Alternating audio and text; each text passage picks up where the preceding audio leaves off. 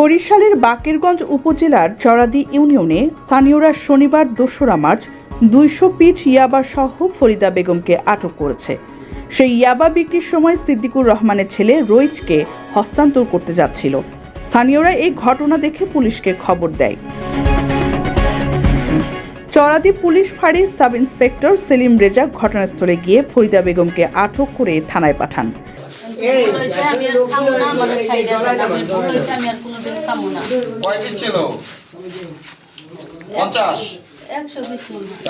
আপনি খাইতে আনছেন এইটা অসম্ভব। আপনি 2 সেট পিস হইলে তাইলে বিশ্বাস করতে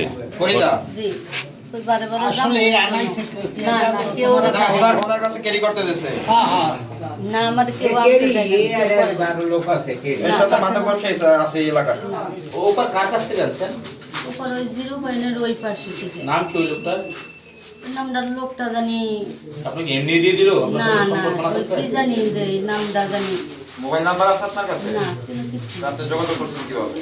তিনি জানান, আমরা খবর পেয়ে ঘটনাস্থলে গিয়ে সত্যতা যাচাই করেছি।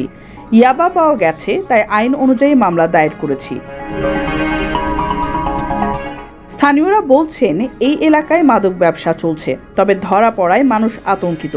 পুলিশ জানিয়েছে ভবিষ্যতেও মাদক বিরোধী অভিযান চলবে। ডেস্ক নিউজ, অগ্রযাত্রা প্রতিদিন। অগ্রযাত্রা প্রতিদিন, নির্ভীক প্রত্যয়ে উজ্জীবিত।